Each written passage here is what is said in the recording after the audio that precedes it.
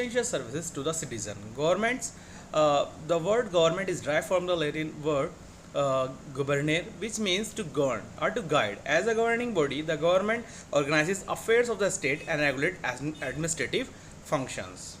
Now, the government, the types of government is the main types of governments are democracy, monarchy, dictatorship, and organs of Indian governments are legislative, executive, and judiciary. And the levels of government in India are central government, state government, and local self government. Now, the types of government. There are the three main types of government. Democracy.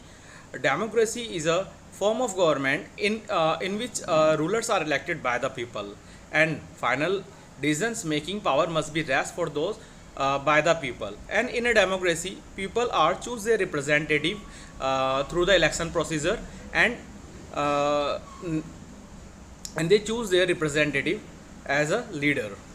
And in our India, there is a representative democracy because the peoples of India choose their representative through the procedure of election.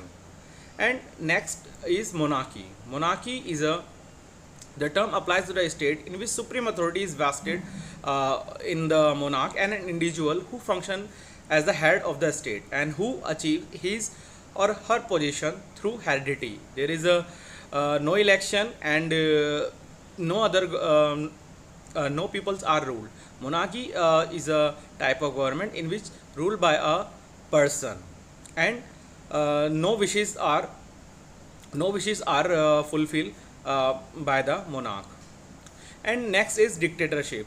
Now, dictatorship is a rule by one person, for example Hitler, and it is a form of government where all the power of the nation is vested in the single person known as ruler or dictator. In dictatorship, pedestriani as it on the wishes and whim dictator, the whole system work and the people have less freedom and no choice and their representative. Now, the need of the government. The need of the government are maintenance of law and order, defense of the country, resolution of the socio-economic problem, health and service infrastructure, and provisions of the education facility for the people. Now, the maintenance of the law and order, the government look after law and order within the country and provide the government look after law and order within the country and provide protection for the people. And defense of the country, the government maintains armed forces to defend the nation. For example, our Indian Air Force, our Indian Army and Navy protect us from the other countries and defend from the attacks from them. It is also maintain friendly relation with the other countries. And now next is resolution of the socio-economic problem. The government take decision on how to deal with the problems such as poverty, unemployment and discrimination, and it also take care of the poorer and needy section of the society. Now next is health services and infrastructure. Providing health care facilities to the people is one of the vital functions of the government, and for this purpose it establishes hospitals and dispensaries. The government has also responsibility of providing basic facilities such as good road, public transport services, postal system, electricity, water and so on to the people of the country. Now, provisions of the education facilities for the people. To educate the masses, the government establishes the school and colleges. It also launches the various programs to remove illiteracy. For example, in our country, it is the responsibility of the government to provide free and compulsory education to all the children below 14 years of age. The government also take care of the adult education. It runs institution for higher learning. Now, the organs of the government in India. There are the three organs of the government of India are the legislature, the executive, the judiciary. The legislature, that means a parliament makes law for the country, and the executive government implement these laws which are mixed by the parliament. And the next is judiciary. Judiciary, that means court interpret the laws and decide legal cases. as a government has a three organ: legislature, executive, and judiciary. These organs perform different functions in our country. Now, levels of government in India. India is divided into 28 states and 8 union territories, and the government in India function at various levels: central level, state level, and local level. Local level of the government has a separate set of powers and can take decision pertaining to that level. At the national level, there is a central or union government which look after the governance of the entire country. It is the highest level of the government. Every state has a government which is known as the state government. For example, our Uttar Pradesh government and different types of state government, that is Haryana government and Madhya Pradesh government, etc.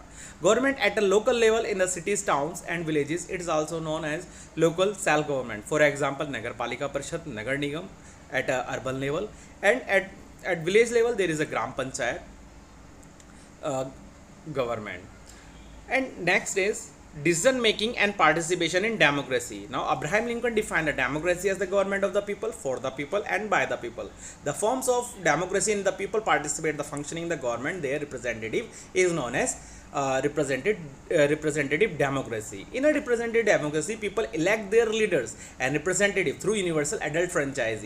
And universal adult franchise means every person who have 18 or 18 plus age have a right to vote without any discrimination, casteism, and religion basis. They are free to give their vote, choose by any candidate by them for his or choices.